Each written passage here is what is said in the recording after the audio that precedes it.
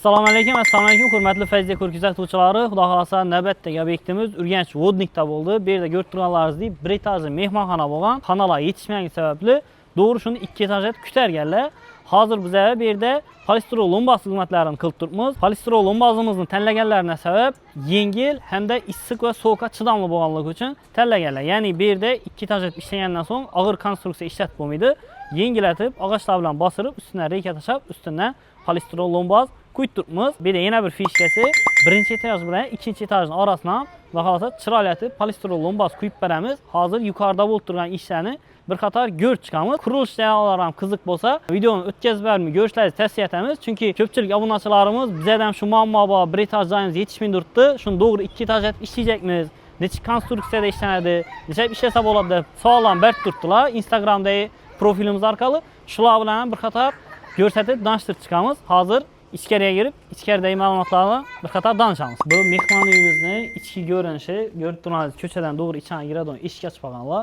Keyin bu yerda kolonna regel bilan ustun qo'yib olganlar.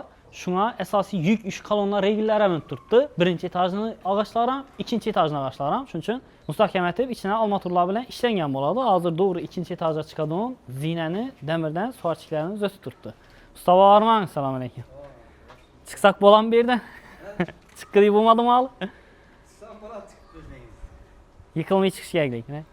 Yiqilmay chiqish kerak lekin deyman. Yiqilmay chiqishimiz kerak. Ikkinchi qavatda shunday zinalar bilan chiqasizlar. Hazil albatta yanında bir narsa bo'ladi. Yana bir zinat o'tadi ustamiz. Sen usta mehmonlar bu daraja qiynalib yurmasa kerak.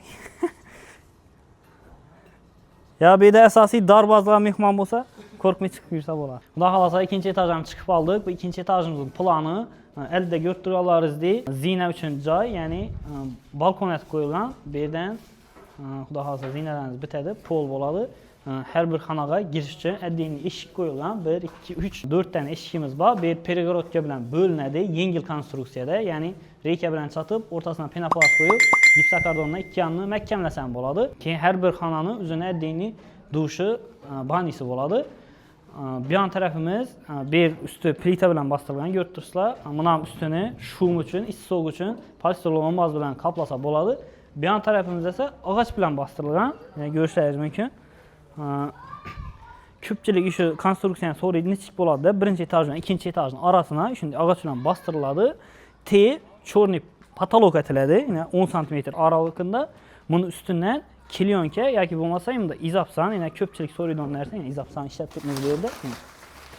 Paraizolyatsionni mahsulot, ya'ni tovar o'xshaydi. Bir yon tarafi kelyonka sifat bo'ladi. Shu narsani yozib turib, ustidan polistirol lombaz qilib beramiz. Bu novun ta'minlaydi. Past ko'rib turibsizlar, ochiq, qishda past sovuq bo'ladi, yozda issiq bo'ladi. Pastdan issiq sovuqni yemasligini ta'minlaydi. Ham bu yerdagi shum pastga o'tib ketmasligi uchun asosiy shu mahsulot ishlatilib turibdi. Bu ham shu xonalarga bo'linadi. Oshxona, kuxni, bani shunday narsalar bo'ladi. Yuqorida hozir polistirol lombaz quyish ishlari ketib turibdi.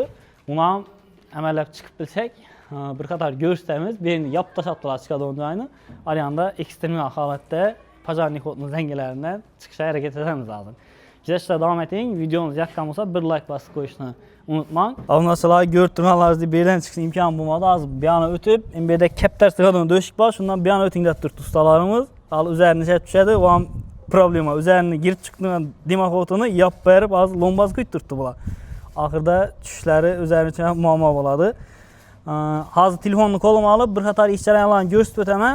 Bir like bosib qo'yasizlar menatlar uchun xudo xolasa. Bunda yana ustalarimiz ishlab turibdi. Ish uchagimizda yana bu yana qarab aylangan uchak. Polni azanda boshladik. 150 kvadratli xudo xolasa kecha tugatamiz. 10 sm qalinlikda kadrni olisham. Mansab bo'lmay turibdi. Yana bizning turgan joyimiz.